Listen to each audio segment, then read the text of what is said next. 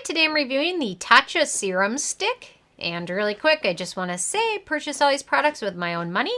I'll never waste your time with sponsored ads or videos. So if you want to help support the channel, check out nobsbeauty.com. Check out my Patreon community or click on the Amazon link below. It would really surprise you how much offers I get in my email every day. And I'm a little channel, so a big channel, I can't even imagine how many thousands, hundreds of millions of offers they get in their email. And I've turned them all down. So, on to the TATCHA Serum Stick. They call this a concentrated treatment and touch-up balm with 80% squalane, hyaluronic acid, and Japanese lemon balm to target dryness and signs of aging. And I'm really torn on this one. But let me start with my first criteria, which is packaging. So, squalane is an antioxidant. It's also a hydrating ingredient, and it is something that degrades when exposed to light and air. So packaging like this obviously isn't the best for it because every single time you open it, it's exposed to light and air. And it can degrade the beneficial ingredients in here. However, overall, I'm not going to knock them too much for the packaging because the packaging is kind of what makes this product unique and different. However, once you open it, you're probably not going to get as much of the full antioxidant benefits as you did the very first time you opened it. So it's kind of convenient. You can throw it in your purse and bring it with, but you might not want to do that, and I'll get into that as well in a moment. So packaging, I don't really have any issues with it other than that squalane and antioxidants, but overall, I get it because it's meant to be kind of a unique, different type of product. My second criteria is alcohol, and there are no denatured or drying types of alcohol in this, so that's a good thing, especially for dry skin or sensitive skin. Fragrance. It's not super noticeable, but they do mention it even in the About Me page. It does contain Melissa officinala leaf extract, which is also known as lemon balm. It's technically a fragrant extract. It can have a lot of beneficial properties to skin, such as antibacterial properties, which can help with breakouts and things like that. But it can also be a potential irritating ingredient, especially for those that have sensitive skin. So there's a lot of ingredients that kind of fall in that area where it provides some good benefits, but it also can be irritating. So I think it just depends on which side of the spectrum you're on more. If you suffer from breakouts and this might help you, then it's probably not a bad thing. But if you have sensitive skin and very dry skin, then it can be a potential irritant.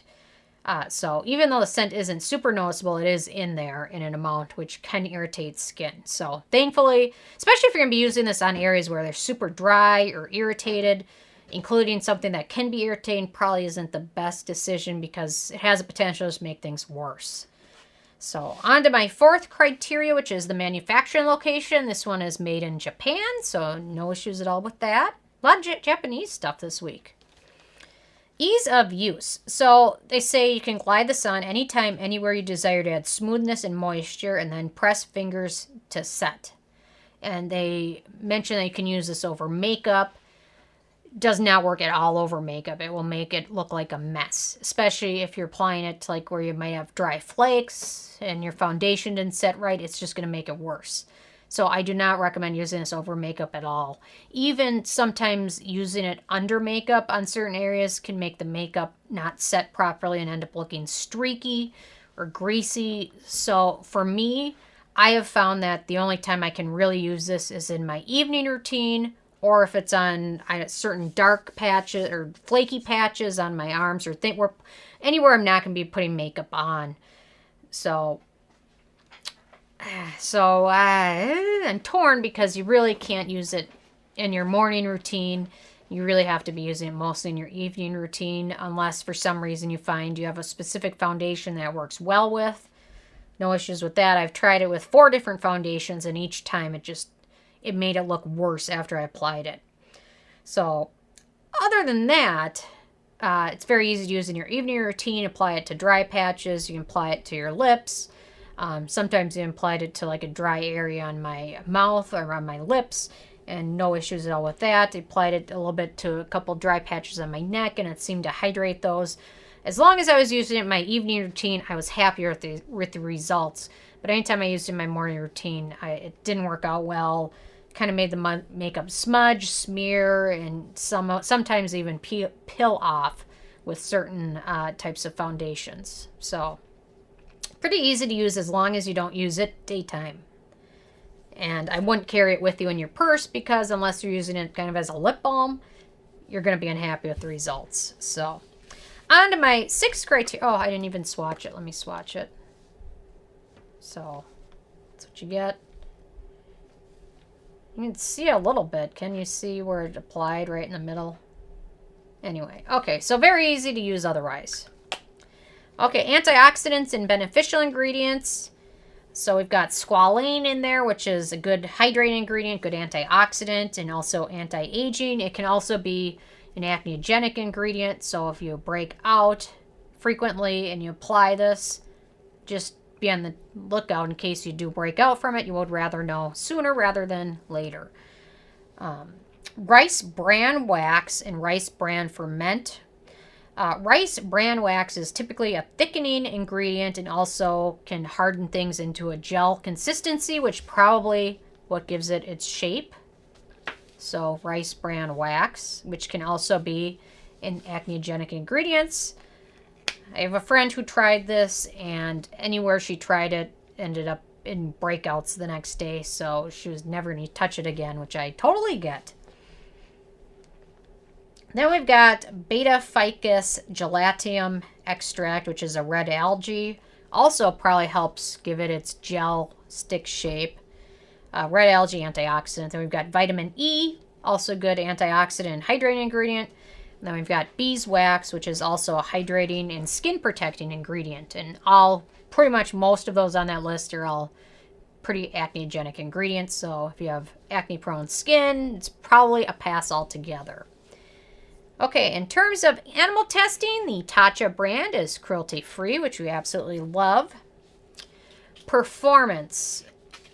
Obviously, I explained to you how it really messed up my makeup, didn't work over it. I could also see how those with acne-prone skin might not love this because it contains many acneogenic and fungal acne triggers, such as squalane, vitamin E, and beeswax. And then fungal acne triggers butylene glycol and pentylene glycol. So for me, the performance, it added a little bit of moisture, but just nothing that I couldn't get from any other product, serum. One I really am liking is an propolis. I think it's Cynic. It's like a honey propolis ampule. It's been also helping my neck and also the alginist calming relief.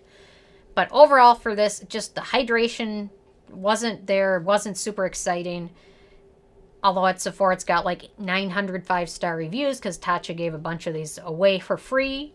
And I love how Sephora will delete. They'll delete a true 1-star review from someone that actually paid for it. But then they'll keep up the 5-star review from the person that got it for free. So whenever you shop at Sephora and you see the reviews, just don't even look at them because they don't mean a thing. Go to another site, go to a trusted person. MakeupAlley.com usually has honest reviews, or check out Reddit. You can find pretty honest reviews there. Okay, on to my 9th criteria, which is price, and this is where this gets even more depressing. So this is the full size, which is 0.28 ounces. And it retails, full price is $48. So pretty ridiculous. I'm not going to say anything else about it. I guess if you find it, it works and you love it, and it's a holy grail, it's probably worth it. But if it's disappointing to you and you just spent $50 plus tax, it's even more sad. And then my 10th criteria is the it factor. It's just a bummer for several reasons. It doesn't work well over makeup. Personally, if you're looking for a product to correct makeup issues or prime your lipstick or anything like that, the Urban Decay Ozone Multi-Purpose Primer Pencil is great.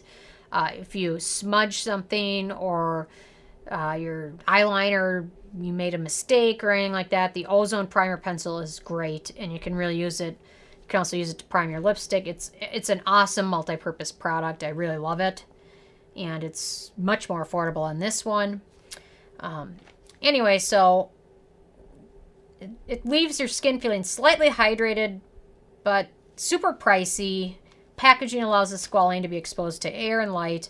Also includes one fragrant ingredient.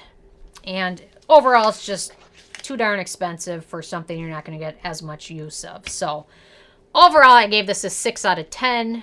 I'm interested if you guys have tried it.